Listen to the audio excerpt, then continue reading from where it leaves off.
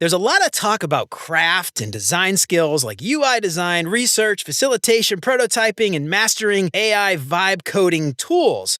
But what if the one skill that makes all those skills even stronger is the one that most designers tend to overlook? I'm talking about writing. Well, stick around because today we're talking with Thijs Kraan about why writing is the ultimate skill and how it can change your career in ways that you don't expect.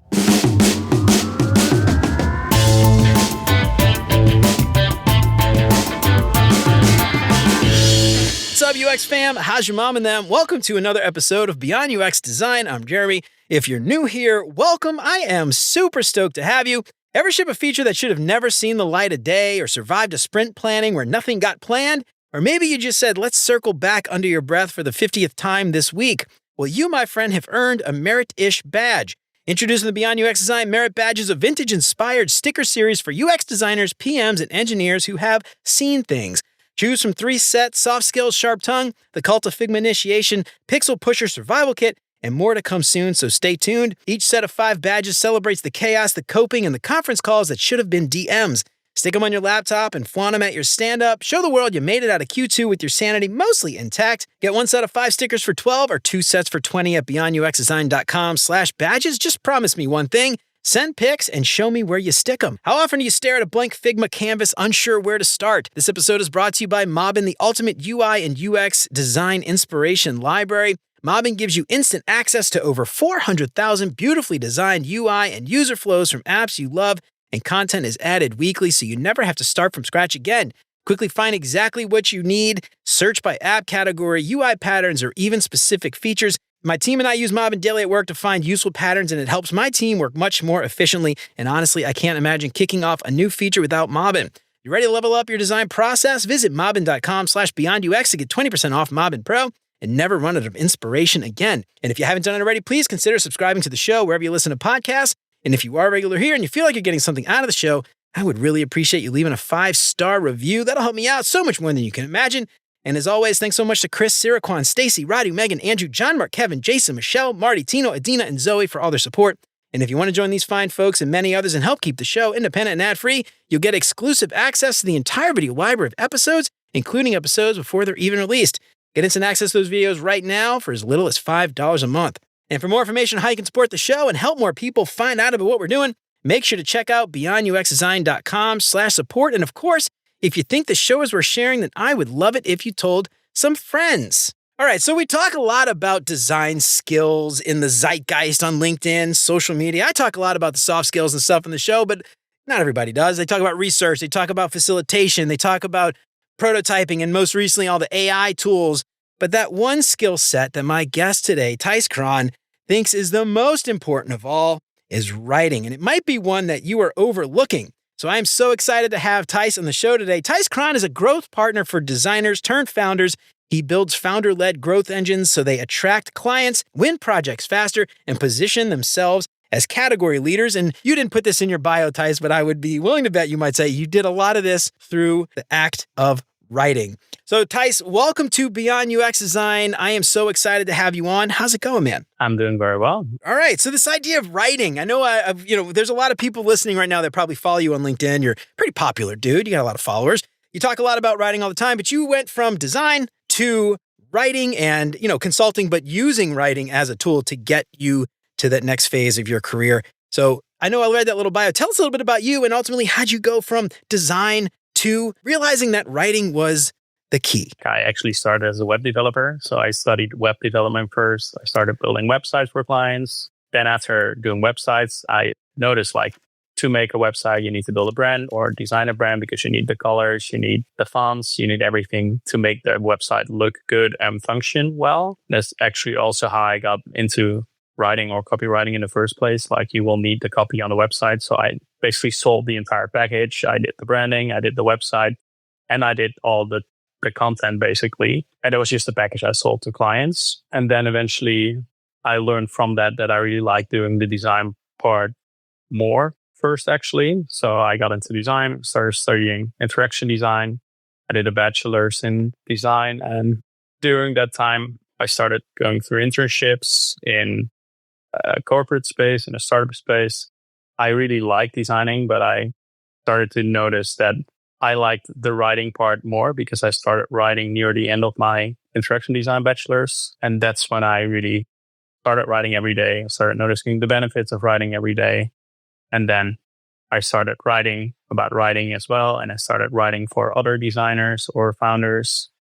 And over time, I just started doing more and more writing because I really liked the writing part. I liked reading, and writing was a way for me to learn from what I was reading and apply from what I was reading. I first reading, consuming, writing about what I was reading and consuming, and turning that into a plan or something I could start taking action on, and then go back. I started looking back, or basically consuming of what I was doing to reflect on it. Then I synthesized on it and I wrote about it again and again and again. So that's what I really fell in love with writing, because I noticed writing was sort of the skill that accelerated all my other skills, because it helped me reflect on whatever I was doing or consuming to take the most important part out of it and start applying it as fast as possible. I love that. So the idea was, you started writing, you wrote because you had to, but I think what you realized, if I'm like paraphrasing here, but you realized that writing enabled you to go back and then think about the thing that you were writing about, and then internalize that, and then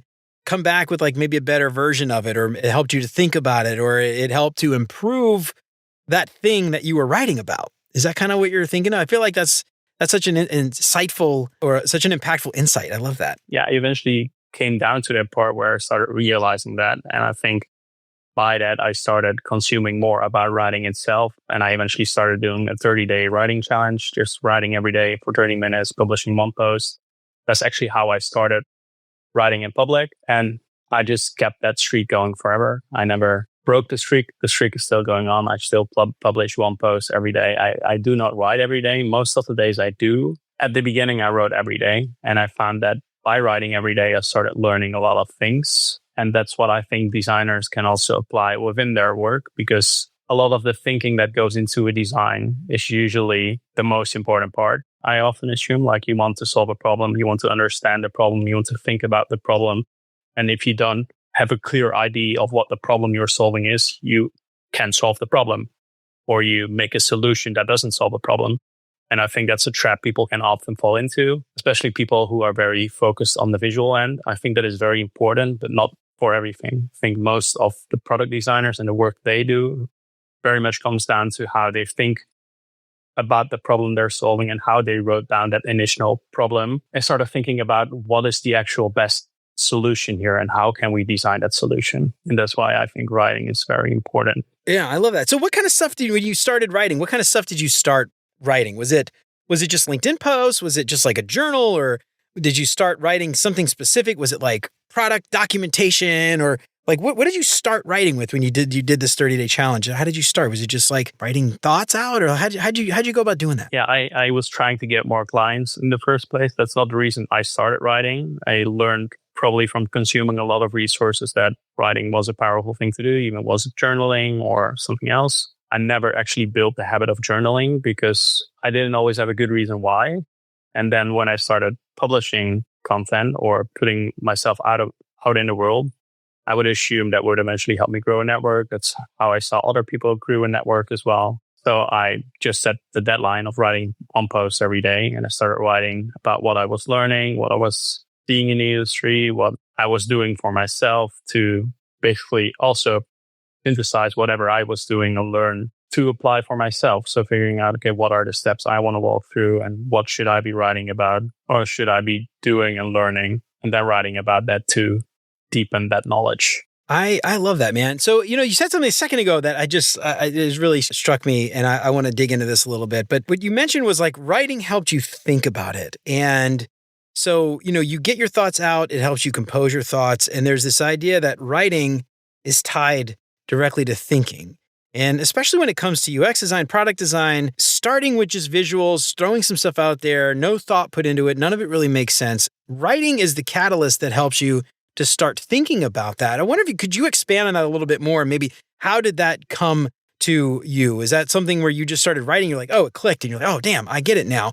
Or did you try to just skip the writing part, or did you always just go to writing first? Like, how did you come to that realization that writing is the catalyst for thinking? I really, I think I read it somewhere as well, but I also noticed that within my writing itself, because when I start writing, I start putting things on paper. And when I think I have a clear idea in my mind, when I eventually sit down to write it down, it isn't that clear anymore. And if it's not clear for myself, then it can be clear to someone else. I love that you call that out, because I had an interview not long ago with Marcello Calbucci, who wrote a book about PR FAQ. PR is press release, FAQ, frequently asked questions. Anyway, it's one of those documents that Amazon uses, right? And you've probably heard this, but before a meeting starts, you have to write a document. Everyone has to read the document. And the whole point of that is to get everybody on the same page. But there's value in that initial step of writing that PR FAQ. It's the press release, it's advertising what this feature is going to be, and then it's thinking through a bunch of questions that you know your team is going to ask, internal versus external questions, customer questions, or questions for the internal team, and you go through that and you think about it. Immediately, the first thing I thought of was this example of writing this PR FAQ and that interview that I did with Marcello. And I started doing this, and it's funny because prior to this, I always think oh yeah, writing stuff, it makes sense. I hadn't ever actually tried that myself at work. And so after I had that interview with Marcello, I actually started to do PR FAQs for different features, especially bigger features, ones that were maybe more complex or bigger, more complicated, a lot of moving parts and things like that. And what I've realized was sharing that document, it helps you point out the holes, but the other advantage is your team gets to point out the holes. And so the other people, your product manager, UX manager, whoever you work with, before you share it more broadly with the team, hey, beat this up, tear this apart. What am I missing? What doesn't make sense? I think, because that's the other thing I think with this is when you start to do something, you get tunnel vision. You're this is the right way to do it. You fall in love with that thing. Writing it, sharing it, another outside perspective that is not in your head, who might think in a different mental model or something than you, they're able to pick it apart with that, take their time. It's a lot easier to follow that thing that's been written as opposed to having a meeting about it. They can analyze it, they can internalize it, they can think about it and then respond when they're ready. And that's what I love about the writing piece. And a question I have for you, I know you've been doing entrepreneur, kind of solopreneur on your own a lot, but what's your experience there with writing and sharing, getting feedback and things like that? How has that helped you to maybe think about influence and changing people's minds or influencing decisions and things like that, which as designers, we always talk about how important that is. I'm curious how writing has helped you there. Yes, I think if I come back to what you recently said, is doing this memo sort of before you're doing something. It's just, it allows you the time to think about whatever is being discussed in the meeting.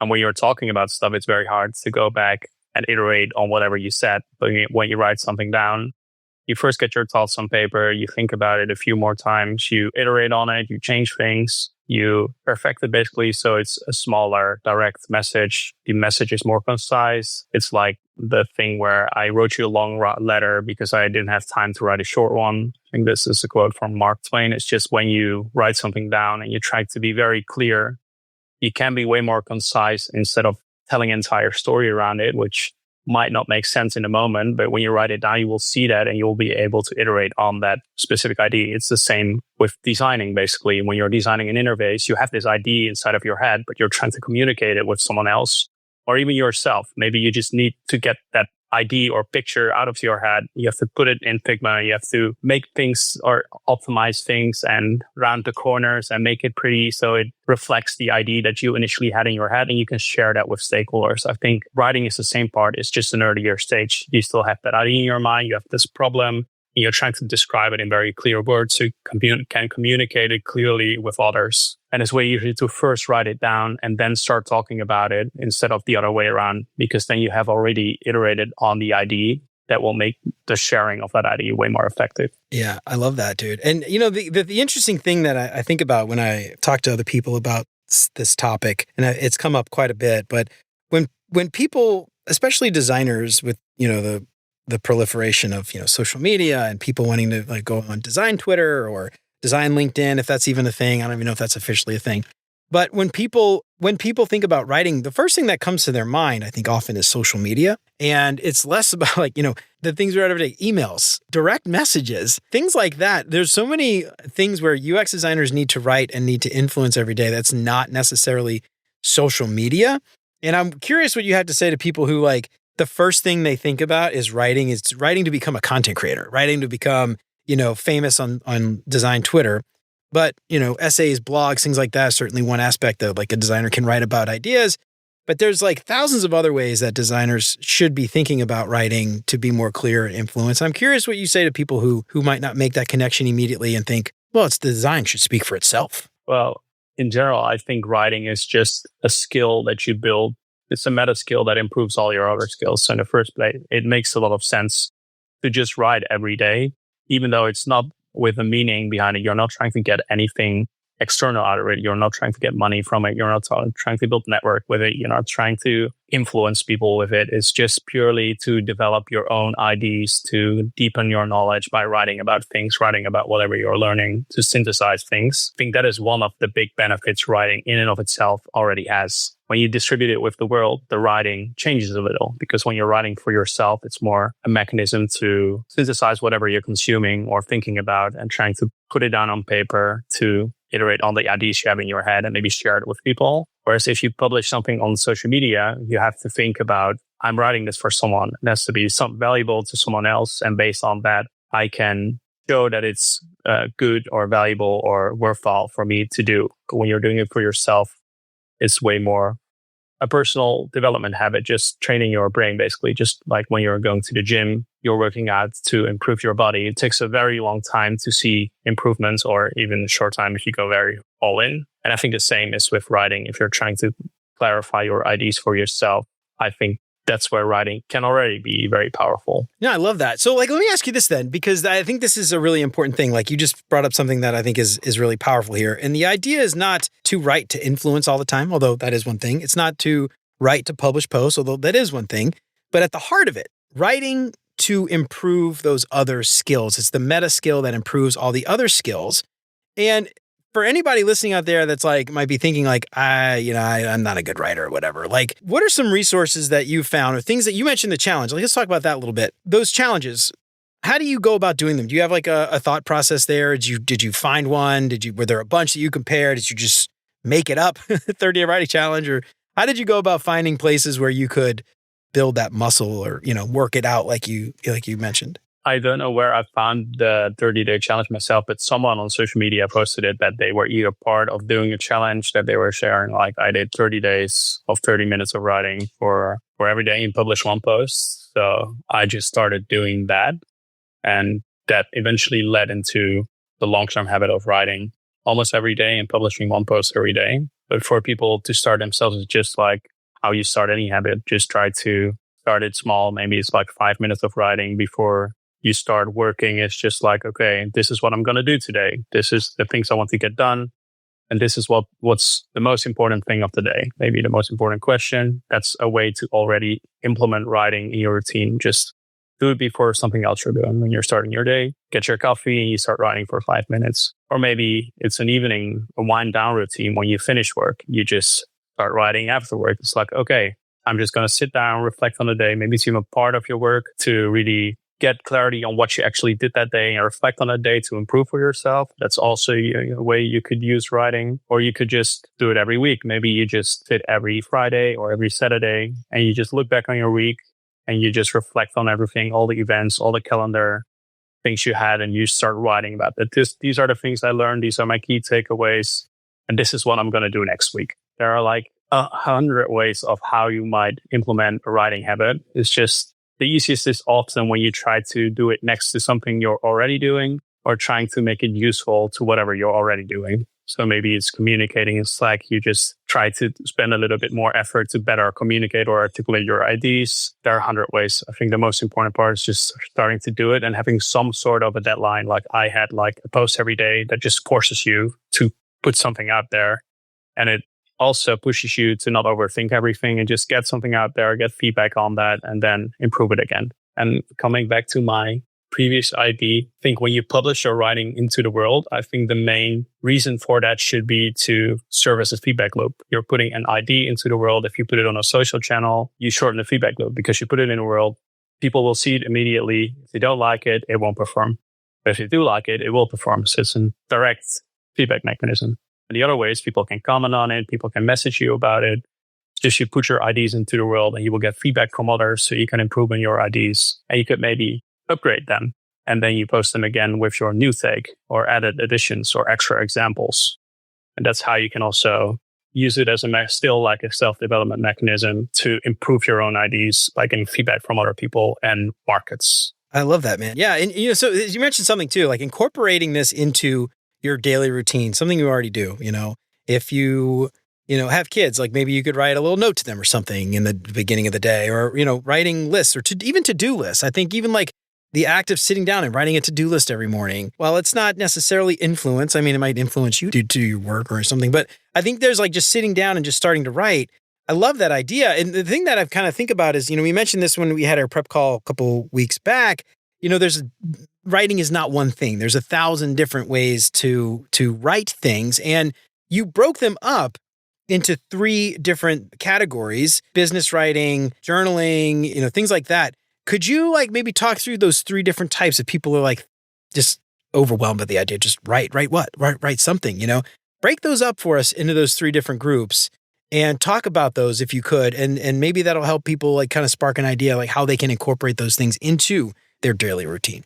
Yeah, I like to think there are, of course, a lot of ways to write, but when you're thinking about it in business terms or career terms, I like to split them in 3 buckets, basically.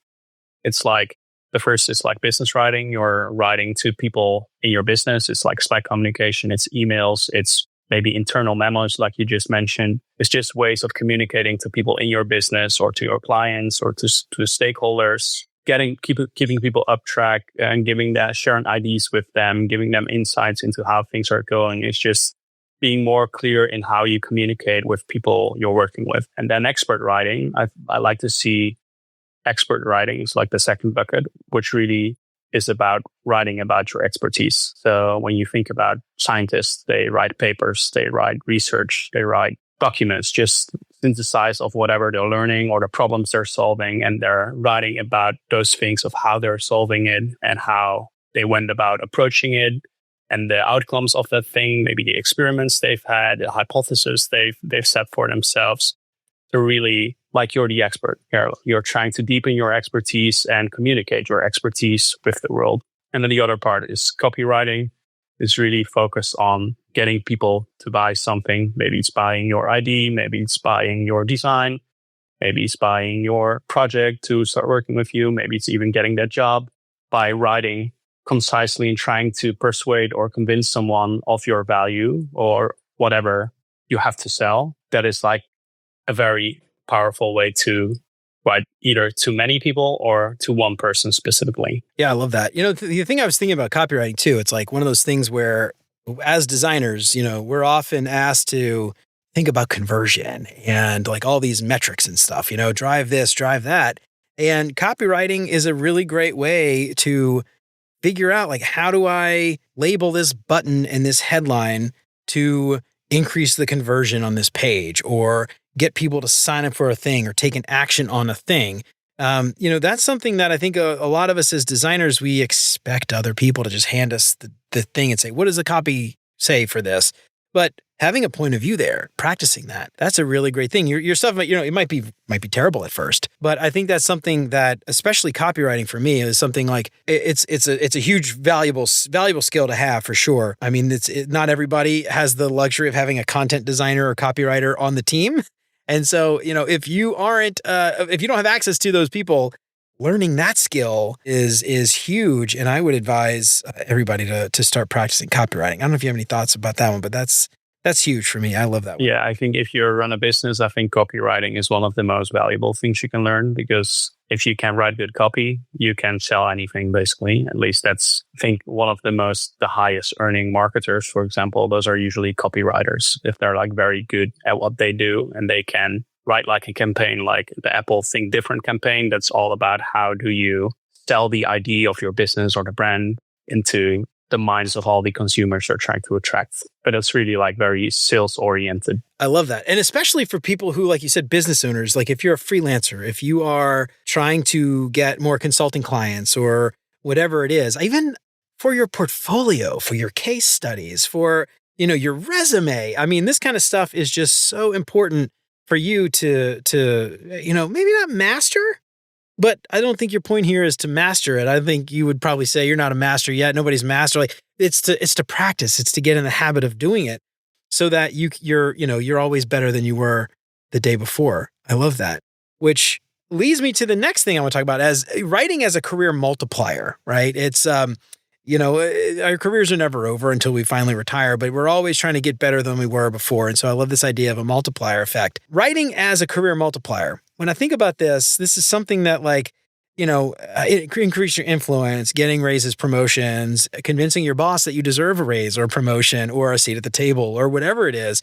I'm curious from your perspective, how do you see writing impact your career as it relates to more broad things that we might never really think of tying back to writing? Yeah, I think in general, by just writing, it's the best way to improve your thinking because you're really trying to sharpen your thinking. It's like the idea of clear thinking is clear writing. If your writing isn't clear, your thinking isn't clear. Because if you think very clearly on an idea, you can very clearly articulate it, but also write it down. And if you can do that, that to me is feedback to me that the idea isn't that clear yet or it needs improvement. So that's by writing it down, you first off get better ideas, you become a better thinker. And by becoming a better thinker, you will make better decisions. And because you make better decisions, you get better outcomes. And I think that's the core idea of writing. By writing things down, it doesn't have to be it shouldn't become a chore. It's just you're curious about this thing. You're trying to deepen the knowledge about that thing and really get clear on whatever you're doing. Maybe it's a problem. Maybe it's a business decision that's being made. If you just write it down, the decision that is being made and how it's being made and the things you're using to make that decision is generally, I think, a very powerful way to improve the value in your business. And when you've written it down, you also can document it because when you have written it down, I made this decision because of X, Y, and Z reason. You just get that decision through and then it shows that you made all the rationale behind that decision and it's documented as well. So you can get back to that when that decision has made a lot of impact. It's that came because of a decision I've made. And here's proof of that. Yeah, I love that, dude. That's something I think a lot of people overlook is the documentation and having that decision documented somewhere. After a meeting, such and such happened. Here's a decision we made and why. And then 6 months later, when someone's like, why did you guys do that thing? It was the stupidest idea I've ever heard. There's no way anybody in their right mind made that decision. You go back and you're like, these were the constraints. This was the context. This was the information we knew at the time. This is why we made that decision. Even just the fact that you write that as it relates to career trajectory, when it comes time, mid-year review or something, and your boss is like, that was the dumbest thing you guys have ever done. You can go back and be like, it wasn't that dumb. Look at why we made that decision. Otherwise, it's just he said, she said, pointing fingers, and then you end up looking like a dummy. When I think about career trajectory, that's one very specific example. But I think that documentation benefit is something so many people overlook. And, just people taking notes in general in meetings is something that very rarely happens. But I don't know. That's something I just love that idea of just having that documentation from your writing, just being there and accessible for later generations of your future Thijs looking back. Why did I make that dumb decision? Oh, here's why. I wrote it down. Yeah. And I think it's very important to realize that you shouldn't be writing about everything. You shouldn't write down everything. It's just when there is something important and you need to think through a decision. It's an important decision. And you just try to write down, okay, this is the decision we're making. This is why we're making it right now. And just as a document's sake, but only if it's a very important decision. It's maybe a new feature that will stay forever, or at least the idea is to add it forever. Then I think it's good to write down why you're making that decision. So maybe you back out and okay, maybe this is not the right decision because we don't see why we should be doing this. That might save a lot of money in the long term and choose a better path instead. All right. So I want to shift here to the 1,000-pound elephant in the room, which is AI and ChatGPT or whatever flavor of AI you like to use for writing stuff. The first thing I think people do nowadays when it comes to writing something is they will go straight to ChatGPT, give it a prompt, copy and paste. And doing that defeats the purpose of everything that we've talked about so far, which is it helps you to think more about the thing. When you haven't actually thought about it, all you're doing is outputting a bunch of words with absolutely no thought put into it. And I don't know if you saw this, but there was an MIT study recently called Your Brain on ChatGPT, Accumulation of Cognitive Debt When Using an AI Assistant for Essay Writing Tasks. And essentially what they did CT scans. Have you seen this? Do you know what I'm talking about? Yeah, I know what you're talking about. Yeah. And so for anybody who's not familiar, essentially you got dumb. You got real dumb. You got super dumb using AI to write everything for you instead of just thinking about it, writing it for yourself. Now, I don't know exactly if they were talking about helping you refine thoughts and things like that, which I think is a little bit different from like just giving it a prompt, copying and pasting. But people are doing this, no doubt. I mean, everything we talked about, copywriting, notes, emails, messages, all that stuff. What do you say to people who are just defaulting to AI tools to write things when it comes to, thinking about the benefits of writing? What do you say to people who just do that by default? I think it's a slippery slope. It's a slippery slope for me. It tends to be like the status quo path. It's like the easiest path forward is just put it into ChatGPT, get an output, and then you're iterating on that output because it doesn't feel well, but because you started on the wrong foot. So what I usually recommend is to start by doing the thinking yourself, trying to put something out there. Maybe it's a list of bullet points, trying to do the thinking, walk through it. So you still sort of train your thinking muscle, whether relying on ChatGPT to give you the answer, because then you delegate your thinking to AI, and that's just basically delegated to the average because AI is trained on all the models or all the information in the world, and it will just likely end up in the middle. So it will always be average. So when you don't give it the direction, you never give yourself the opportunity to improve, to do the thinking, and eventually also curate the output, of course. It's like maybe not the clearest answer, but it's like finding the right balance. I'm struggling to find the balance because it's hard. It's like easy to let ChatGPT do everything, but usually the outputs aren't that well. It's just, you really have to do the thinking. You really have to dig in. You really have to figure things out. And ideally even read everything if necessary, because then you will notice things that ChatGPT wouldn't filter. Just give you like the average thing. And it might also be wrong. And you would just not realize that and just assume the output is right. So my recommendation with AI is usually don't rely on it. Try to do the thinking yourself when you're writing something, and don't only use it to optimize your process and not change or replace your entire process. Yeah, I love that. So I wrote a book a year or two. Oh God, it's been a year or two already. And I have to be honest, dude, when I wrote my first draft of that, I was in a crunch and I did a very stupid thing and I got laid off, and I announced when I got laid off, instead of announcing the layoff, I announced I got laid off. I was like, hey, I'm writing a book. You can get a pre-order.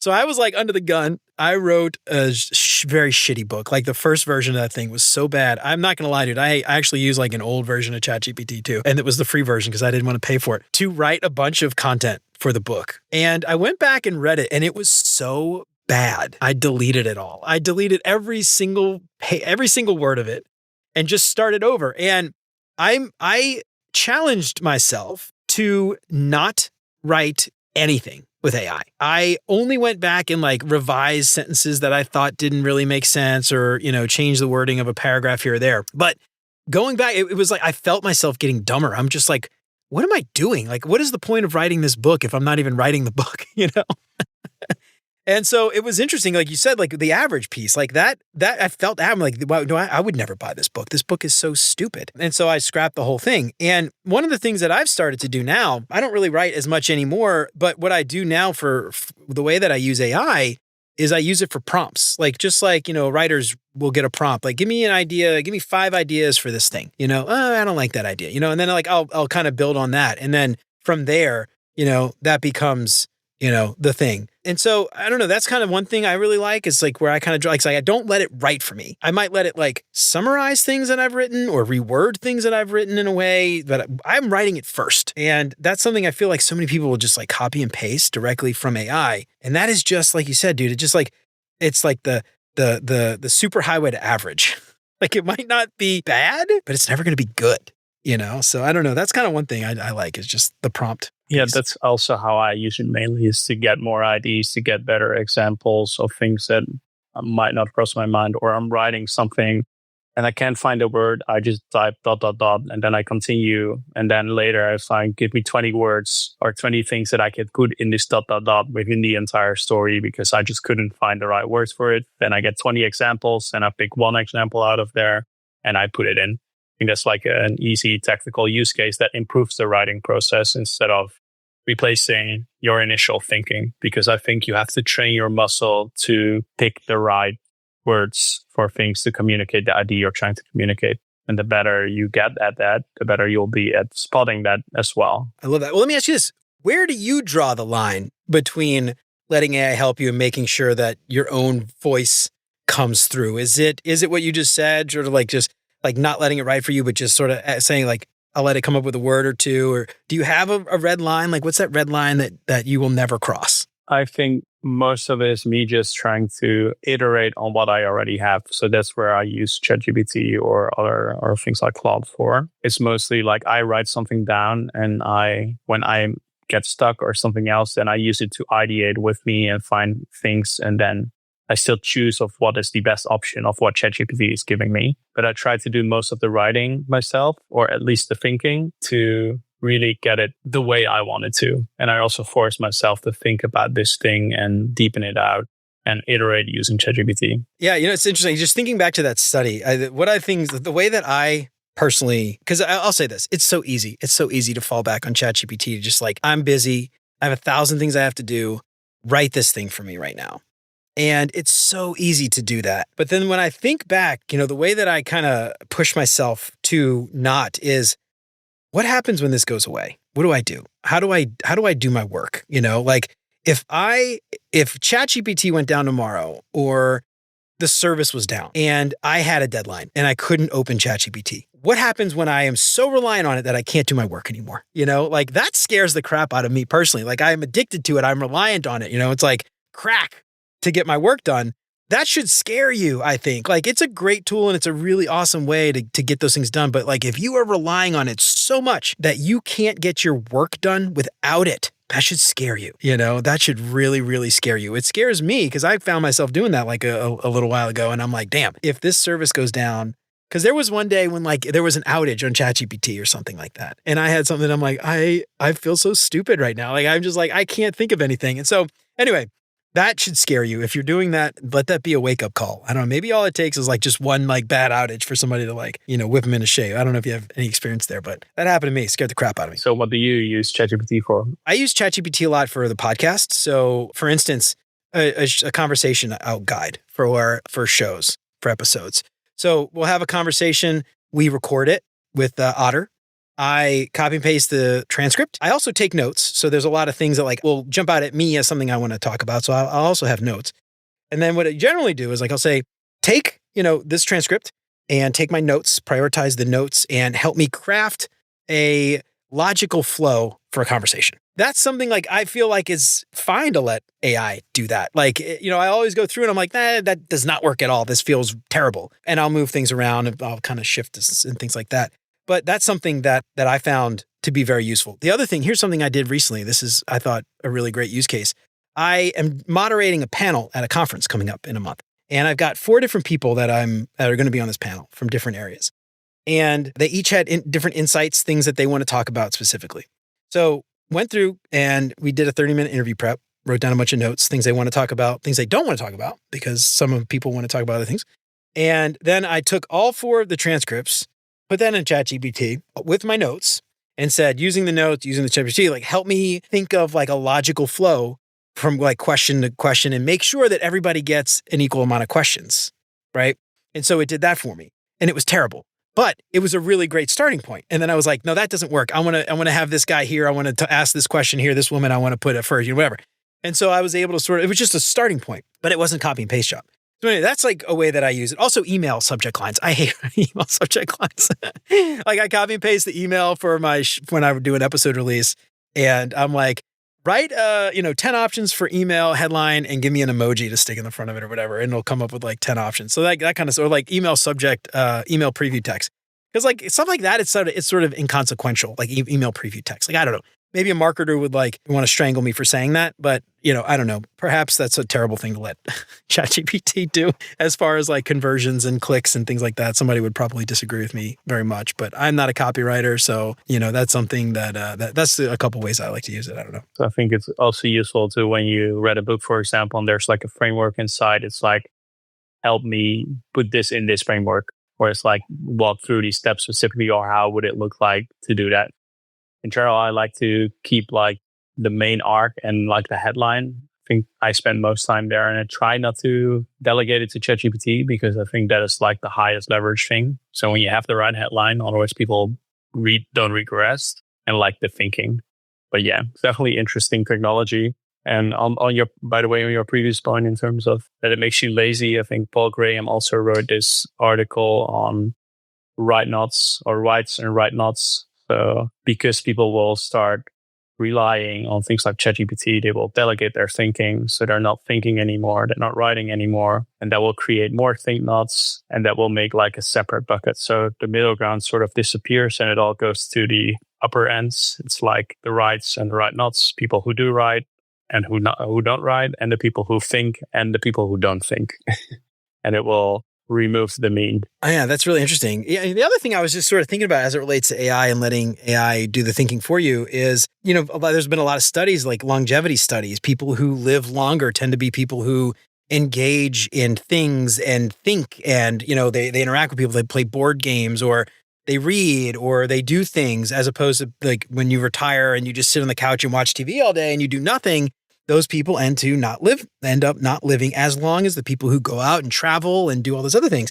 And when a CT scan scans your brain and your brain is not being used, like that should scare you as far as like how long you have to on this earth, because like, good God, like if you start that now when you're in your 30s or 40s, or some people in their 20s, where are you going to be 20, 30 years from now if you have shifted your thinking all the way to just an AI, letting AI do everything for you? I don't know. What's the point? I don't know. Like, I just like, I don't know. I feel like an old man saying that, like, catch today and their AI. But like, I don't know, man. It scares me, dude. Honestly, like, I don't know. Like, yeah, I think it's like, I'm not sure if I'm right here, but I think I was this research about people who are doing like crossword puzzles and like maybe Rubik's cubes and puzzles and things like that they tend to retain their thinking or like mental state for longer, for better, or there's a study around that, which I found interesting. See, that's a good use case for AI. Like, help me articulate this thing and explain this thing. I love that, man. All right, so let me ask you this: so if everybody's like listening, they're like, "Oh, you convinced me. I'm going to do it. I'm gonna start writing more." What are some things that people can start doing today? Somebody's listening. What do you want them to know? What do you want them to take away? Where do you want them to start? It really depends on your goals. So if you're trying to build an audience or put your thinking inside of a world, I would recommend starting to write and publish maybe a few posts per week or one post a day, like I did, whatever works best for you. Or if that feels too much of a bridge, start commenting, put your ideas under other people's posts so it's more reactive. So you eventually can become more proactive. Or when you're really trying to synthesize things and think about ideas or problems and write sort of essays, like we are delegating to ChatGPT now, or at least students are. I think writing essays on problems or topics is a very good way to deepen your expertise and get your thinking on paper and iterate on it. Or even as simple as when you're reading something, you just take notes of stuff. You just hold your notepad or your Apple Notes and you just take notes of everything and try to get things as clear as possible to communicate it to yourself, and then maybe try to share that idea with friends, maybe through Slack or WhatsApp or whatever. Just try to share ideas with your friends and try to communicate very clearly what you're learning. Or maybe it's like a newsletter you make for a few friends that you just keep updated. Here's what I'm learning, or here's what I'm reading, or here's what I'm doing. Just trying to find a way that works for you.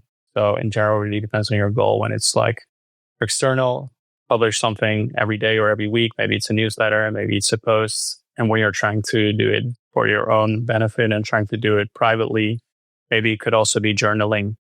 A lot of people enjoy or get value from putting their ideas inside of a world or on paper to get it out of their head so they can move on with whatever they're doing. Yeah. I don't know if this is like falls in under one of those things you were talking about, but I love like lists. I love writing lists. I always carry a pen and a notebook, and I just love the idea of like writing things down and just like thinking through things. It helps me remember things when I write down too, which is also helpful because I have ADHD and it's very easy for me to forget. But like when I'm in meetings, like I like to write notes in a notebook, like it helps me to just sort of like go back and like, it sucks sometimes because you can't copy and paste, but I don't know, like it's, I don't know if this is like exactly the same, but like the act of writing to me helps me remember things more as well. So it's like, it's the idea of like thinking, but it's also the idea of remembering. When I write things down, I tend to remember them. I think there's been some studies around that as well, but that kind of thing, it just sort of helps me to think about that, like outlines for stuff. Or, like I said, we do like design briefs and PRDs and stuff at work. So like, I have a notebook and like I write that stuff down in the notebook when I'm thinking about it, or a list of features or something before I go and type it out. And I don't know, for me, like the act of writing, it's just like that added benefit of remembering as well as thinking. But Anyway, it's good advice, dude. Just start. I just say start it. I love the idea of the 30-day challenge. It's funny. I see people sometimes start the 30-day LinkedIn post challenge and it's like, day 1, I'm starting a challenge. I don't know what to write about. So we'll, like that. I don't know that like really helpful, but like, I love the idea though of like the notes. And like you mentioned this before, you post every day, but that doesn't mean you write every day. So, you go and you write and you have a list and you probably, you think about the things you're going to write and you write it ahead of time. And so you have time to kind of sit and let it stew. And you're not waiting 5 minutes before, your time deadline or whatever deadline you gave, 10:30 Eastern, whatever it is, to start sitting down and write. So, I love that. And that's like, I don't know, it's just good advice. It's like, just start. I think that's the best thing. Just start and try.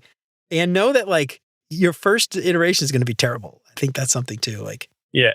And try to keep it very simple or short for yourself too, so you actually do it. So if you stick to 30 minutes a day and you don't make it 5 minutes. Just make something you can stick with and feel like you're checking off the box so you complete it. And so you reinforce the habit and maybe look at what it's getting you. But my biggest recommendation is just to try to become a better writer. I think that's always the best way to build the habit, to get better at writing. And to also get the best outcomes out of writing. When it's like a very creative act, you also tend to get the best outputs. When you're trying to get clients, unique clients, I noticed that the writing quality suffers because it's driven by another outcome than really trying to put your best ideas into the world. I love it. All right, Thijs. Well, this has been an awesome conversation. I think it's so important. People out there, just start. Just start. Doesn't matter if it's good. It doesn't matter if it's bad. Just start and then see where it goes. I love that. Thijs, before we get out of here, I've got some questions I like to ask all my guests to help our listeners get to know our guests a little bit better. Do you have some time to stick around and answer some silly questions? Of course I do. All right. Awesome, dude. First thing that comes to your mind, you don't have to think too hard about it. What is your favorite non-design book? Can I say 3? Sure. Yeah. If you got 3, go ahead. I think I have or like 3 or 4 books that really changed the way I approach things. So if we're talking about building a writing habit, I think Atomic Habits is still one of the best books on building habits. So if you're trying to build a habit, it's a very easy read. It's easy to get into. Then the second, I like the Almanac of Naval Ravikant. I think that has also very much influenced my life in terms of productizing myself. I think that's the core of the book. Like, how do you get the most of out of what you're doing? And then 2 other books who really changed my thinking is first The Black Swan. It's from Nassim Taleb. It's about how randomness and luck influence a lot of what we're doing. And then the other book is The Beginning of Infinity. It talks about how knowledge is infinite and knowledge will always keep on improving, and knowledge gets created by solving problems. And all problems are solvable, but every problem that's solved creates a new problem. So it will always be a wheel of problems that we're solving. So I think those are my favorite books right now. I'm now reading The Beginning of Infinity. It's a tough read, but it's very interesting. It's a physicist, so. Oh God, I don't think I know that. But what is it about? It's about knowledge and how knowledge is created, and he explains how explanatory knowledge works. So it talks about explaining things and reasoning. And I think he's a very smart guy. It's very useful, actually, of how you look at the world and try to make everything relative. I love that, dude. That sounds very heavy. It sounds very heavy. Well, good luck finishing that one. It sounds interesting, though. I'm sure you'll be better off after you finish it, I'm sure. All right, next up, what is your favorite non-design podcast? I listen to so many episodes of Tim Ferriss, but I haven't listened him to for a while. And I really like My First Million. I think they are really good at telling stories and making you laugh. So I really like that podcast. Sometimes I just listen to podcasts to sort of wind down. So yeah, I love that. Yeah, that's a good First Million. That's a good show. I love that. I want to be on that show one day. I need to make $1 million first. All right, next up, what is your favorite meal? And this could be something that you've eaten at a restaurant, your grandma used to cook. Favorite meal? Pad Thai. Pad Thai. Anywhere in particular that you like? I had this one place in Thailand that was like in Koh Phangan, somewhere on the beach. That was definitely the best one. But I also like my own one. Yeah, okay. So. All right. Well, you picked up a few things in Thailand, so at least it's authentic. Yeah, I would imagine the Thai food in Thailand is pretty authentic. So I'd hope it'd be good. If you're like, yeah, I had like this Thailand in Germany, or this Pad Thai in Germany was better than the Thai version, I would be surprised. It rarely happens. Never. All right, next up, this might tie into the favorite meal. Favorite vacation spot? Thailand for me, but I haven't traveled to that many countries, or Italy. I think those are my favorite so far. You've been more countries than me, dude. So you're good. I'm always jealous. All you Europeans out there, you get to go all these like beautiful places and like a quick hour-long train ride. We got to wait 12-hour flight. You guys are lucky. Yeah. All right. Next up, last question. What is your favorite design tool that is not Figma? Would be either Framer or Jitter. I like Jitter, how simple it is and how quickly I can animate visuals, basically, or as a motion design. And Framer just for building websites. Yeah, Framer's a nice one. I have never used Jitter. I have to try that one out. I had somebody the other day that said conversations. I was like, oh, that's so smart. I never thought of that. Conversations. That's a good answer. Awesome. All right, Thijs. So this has been an amazing conversation, man. I learned a lot. I hope out there that we have convinced you, 1, to start writing, and 2, not to rely on AI. You're going to be dumber in a little while for it. Please don't do that. Before we get out of here, Thijs, give yourself a plug. Let everybody know where they can find you. Links to all your stuff, your consulting, LinkedIn, all that stuff. Tell us where they can find you. I think the best way to find me is just LinkedIn. You just search my name and there's content over there, and also free resources that you could get. And my business is Value Positioner. So if you are a designer who has turned into a founder and need helps with growth and you want a partner who helps you think through that and scale your business, you can reach out to me via LinkedIn. Right on. I love it. For all you Americans out there, Thijs, Thijs, we will include all the links in the show notes. So you probably have, if you don't know how to spell Thijs' name, you'll probably have a hard time finding that one. We'll link to it in the show notes, Thijs. Once again, dude, thanks for coming on, man. This has been so much fun. I really appreciate it. Thank you too. Thank you for having me. Well, all right, y'all. That's it for Thijs and me for today. I hope we helped to inspire you to write more. Remember, you don't have to post every single day on LinkedIn or anything like Thijs does. Start small. Find something that excites you, whether it's design or something else entirely, and just start. But if you already started writing every day, how do you think it's changed the way you think and represent your ideas? Let me know what you think on LinkedIn or shoot me an email at hello@beyonduxdesign.com. I'd love to hear from you. Remember, if you like what you heard today, don't forget to subscribe wherever you listen to podcasts. And if you feel like you're getting something out of the show, I would love it if you left a 5-star review. That would help me out so much more than you know. And if you know somebody who might find any of this stuff useful, then why don't you tell them about it? That would be fantastic. If you listened all the way until now, then you've definitely earned a merit-ish badge. Whether you survived a tricky team dynamics, Figma fiascos, or pixel-perfect feedback loops, there's a badge with your name on it. Get 2 sets for $20 at beyonduxdesign.com/badges. Just promise me one thing. Send pics and show me where you stick them. Help keep the show independent and ad-free. Check out beyonduxdesign.com/support to find out how. You can join Chris, Siraquan, Stacy, Roddy, Megan, Andrew, John, Mark, Kevin, Jason, Michelle, Marty, Tino, Adina, Zoe, and many others, and help keep the show independent and ad-free. You'll get exclusive access to the entire video library of episodes, including episodes before they're even released. Get instant access to those video archives right now for as little as $5 a month. And if you're tired of staring at a blank Figma canvas, Mobbin gives you access to over 400,000 beautifully designed UI screens and user flows with a library that grows bigger every week. Kickstart your creativity, streamline your workflow, and level up your design process. Visit mobbin.com/beyondux to get 20% off Mobbin Pro and never run out of inspiration again. Remember to sign up for the newsletter and check out all the past episodes along with all the show notes at beyonduxdesign.com. I hope you keep coming back for more great UX tips from Beyond UX Design. And until next time, remember, you're more than a designer because there's more to UX and design. I'll see you around. Take care, y'all.